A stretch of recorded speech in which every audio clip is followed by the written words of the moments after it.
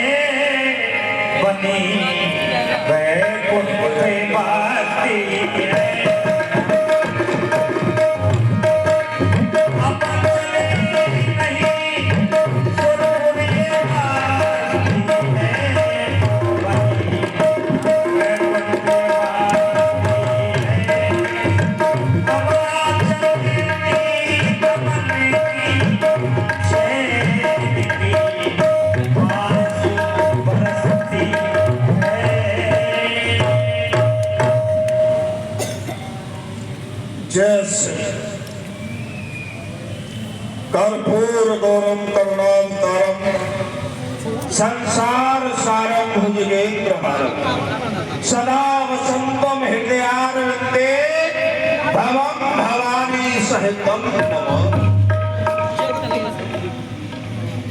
अष्ट गुरु ज्ञानी जाके मुख वेदवाणी सब भवन में भवानी सुख सप्तदा नहा करे। कुंदन की आल चंद्रमा लाट सोहे बाक्षी से दास दुख दरिद्र। चार वेद बंदी द्वार पार नंदी कहे कभी आनंदी ये नर हाहा करे जगत ऋषाय यमराज की कहा वसाय। जब शंकर है सहाय तो भयंकर कहा। सुना सूर्यदेव चंद्रदेव वरुण देव पवन देव हमारी अमरावती में किसी भी देवता को असुर का भय तो नहीं, जो कि असुर का भय होता है तभी पाप प्रकट होता है। और हम चाहते हैं कि हमारी अमरावती में किसी भी प्रकार का पाप नहीं होना चाहिए, जो कि राजा राष्ट्रकृत्यम पापम भोक्ते पाप प्रोहितम भर्ता स्त्री चा पापम शिष्य पापम क्रोध। स्त्री के द्वारा किए हुए पाप का फल स्त्री के पति को भोगना पड़ता है। शिष्य के द्वारा किए हुए पाप का फल शिष्य के गुरु को भोगना पड़ता है। राजा के द्वारा किए हुए पाप का फल राज के पुरोहित को भोगना पड़ता है। और जो राजा अपने राष्ट्र को सुचारू रूप से नहीं चलाता तो जो राष्ट्र के पाप का फल है वो राजा को भूखना पड़ता।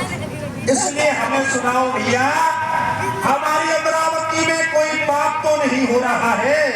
नहीं महाराज, खुशी है प्रजा आपकी, नहीं कोई बंद है। हम जिधर देखते हैं तो उधर आनंद ही आनंद है, क्योंकि धर्म रक्षक धर्म अवतार आप हो। हे भगवान, आपकी अमरावती में सभी काम सुचारू रूप से चल रहे हैं।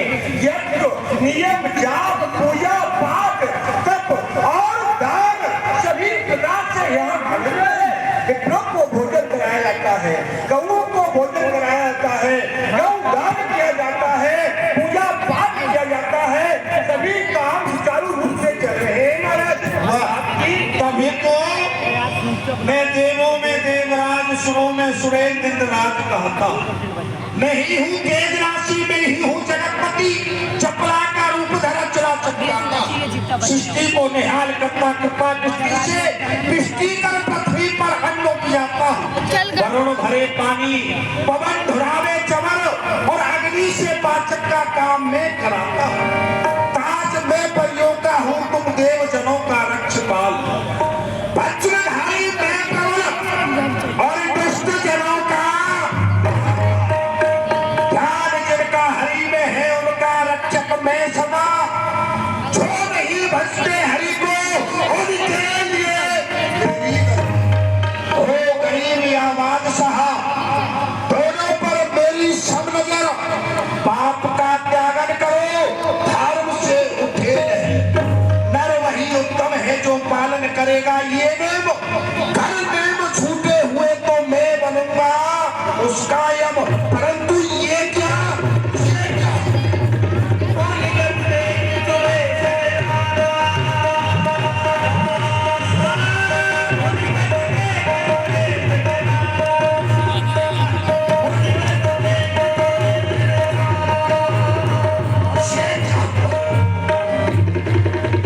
ये हिल गया सिंहासन मेरा किस भला के जोर से।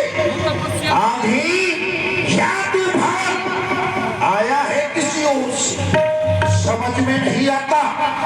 आज ये हमारा अश्व धातु का सिंहासन किस प्रकार से हिल उठा, क्यों? तुम इसका कारण जानते हो? नहीं महाराज, मैं इसका कारण नहीं जानता हूँ। तुम नहीं जानते, हम जानते हैं। इसका कारण केवल कालदेव जानता है, इसलिए बुलाओ कालदेव को। कालदेव,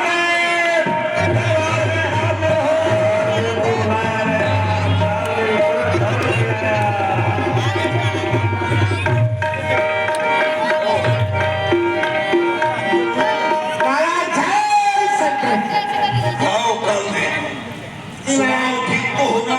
हाँ महाराज, ठीक तो हूँ, लेकिन एक चिंता है। उस चिंता की वजह से मैं हैवान से इंसान हो गया हूँ। चलो छोड़ो, तुम हैवान से शैतान हुए या शैतान से हैवान हुए, बहुत लोग हैं जो हो जाते हैं। परंतु आज तुम्हें यहाँ किस लिए बुलाया है ये सुनो। किस लिए बुलाया है महाराज? आज हम अपने अष्ट धातु के निर्मित सिंहासन पर विराजमान थे जी। सभी देवताओं से परामर्श कर रहे थे जी। लेकिन अचानक हमारा ये राज सिंहासन हिल उठा। क्या इसका कारण तुम जानते हो? महाराज, आपका सिंहासन हिल गया? महाराज, कोई बड़ी बात नहीं है। अरे तुम्हारा हिला तो हिला, मेरा भी हिल गया। अरे मैं बताता हूँ महाराज। अरे बताइए, आगे चली नहीं, ऊपर चली नहीं, भूकंप आया नहीं, फिर भी आप कह रहे हो हिल गया।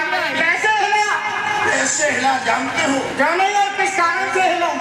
आपका नहीं अच्छे का हिल जाता है क्या? मैं बताता हूँ महाराज। ये घटना तुम्हारे साथ भी घट चुकी है। बिल्कुल घट चुकी है। अच्छा। वो आपके साथ आज घट रही है। कैसे? महाराज, वो ऐसे कि मैं दरबार से गया था घर। जब मैं दरबार से घर गया तो हमारी घरवाली बोली, आइए आइए आइए आइए सन्यासी, आइए ढोलासी। हमारी घरवाली बोली, आइए जनाब आया, और हमने कहा आ गए जनाब आनी। थोड़ी देर में उन्होंने हमारे लिए चारपाई बिछा डाली। इतनी देर